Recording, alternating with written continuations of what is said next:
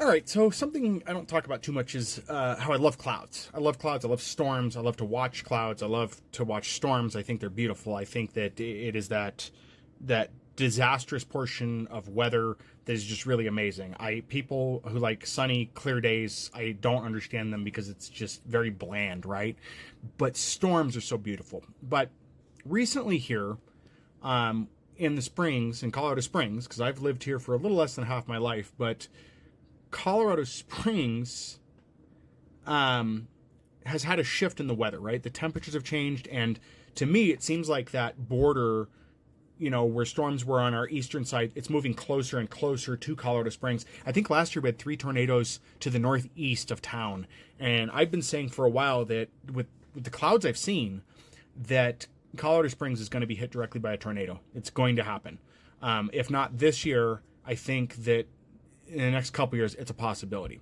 And I'm going to show you some photos here to show you what I'm talking about. And these were very different because I haven't seen anything like this before this close to town. So this photo was taken at a friend's house from Saturday, June 14th. And weather was kicking up, and I was taking a look out there and see if you can spot it before I highlight it for you. And this formation was to the northeast, very important because I would expect to see these formations in the plains, right? The Falcon area, Fountain, stuff like that. I wouldn't be overly surprised. It's still closer than I'm comfortable with, but I wouldn't be overly surprised, right? Because the plains, everybody knows Falcons had tornadoes, out in the Fountain area, there's been weather out there. Nothing abnormal, so to speak, but still something. So can you see it? Do you see what I'm talking about? What about now? Now I've adjusted the contrast in this photo and circled the area. Obviously, you can see it in the blue there. That formed. As I was watching this cloud formation, that formed. I'm sorry I didn't get video. I need to get video next time. I'm going to work at getting video, the next time these storms are up. Obviously, I'll have it as a phone, so the video is going to be iffy at best. But that formed. And I didn't see anything on weather reporting about a funnel cloud forming or anything like that. There was nothing I saw in the weather. Granted, it was the weekend, so I know that there's not a lot of people in office. I would have thought there was going to be breaking news or something on this.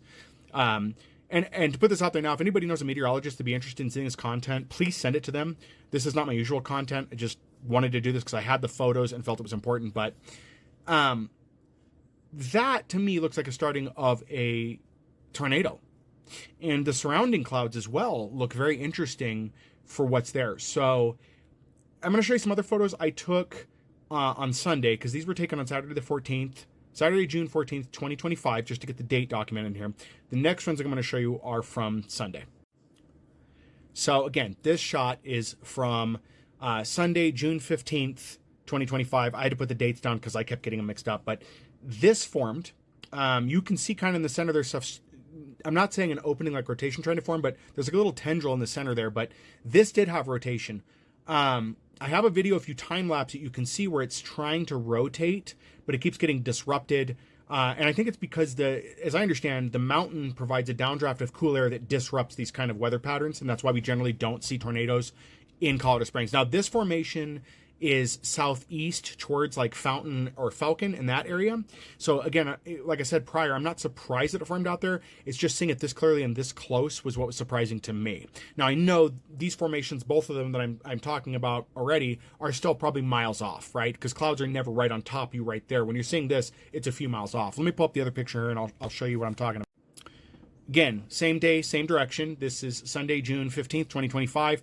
And there's that plate, if you will, that flattening, and there was some rotation to the center portion, but again, it kept getting disrupted. I did watch multiple little tendrils come in and try to smooth out, like in the first photo I showed you, and they kept getting disrupted. They were forming in, and then they were getting immediately disrupted once they had gotten, a little bit longer. I'd like to say, once it got to like 2 inches, but I forget it's like up in the sky. But this was significantly closer than the last picture I showed you. But this also did have rotation. There was slight rotation, maybe not fast enough to be picked up as rotation. I lived in New Mexico for a time. I lived in southern New Mexico, and I've seen cloud rotation. I've seen when they report cloud rotation. It's kind of a sidestep. When I lived in southern New Mexico, my favorite thing was supercells, and I've seen more supercells over the past few years here, where I did not see supercells near town prior. So very interesting to see that these are happening this close. and I haven't seen anybody talk about it. Maybe I'm just losing it. Again, if you guys know any meteorologists or you can get this to them to take a look at it, I'd be glad to know more information.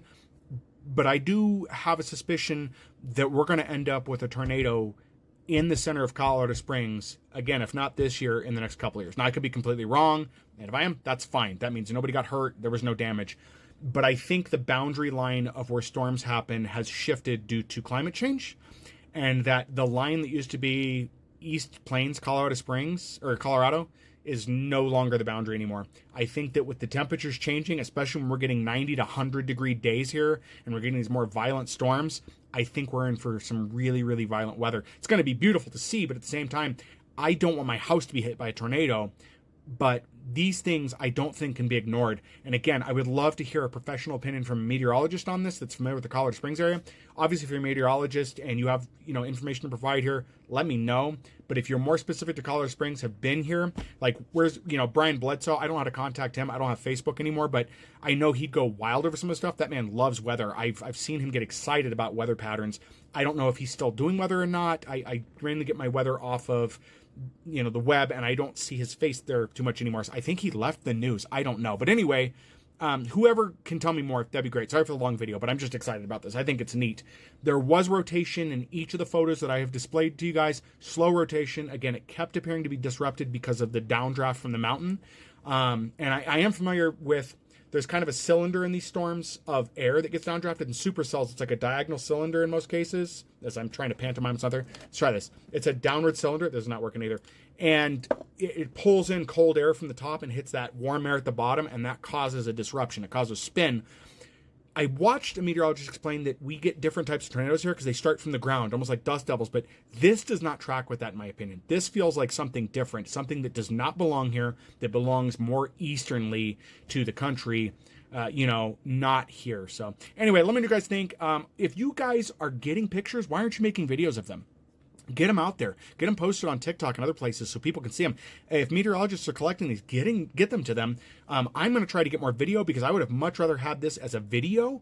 I have one, the quality's not great, and in time-lapsing it, I couldn't quite get that to work for here. I'll have to figure that out because that's a skill I need for TikTok. But anyway, let me know. And if you got any photos, share them. There was one other video floating around where somebody had what looked like a storm, but it looked AI generated, so I can't be sure and I couldn't trust it, and it wasn't anywhere where I could verify it. So anyways, guys, let me know what you think.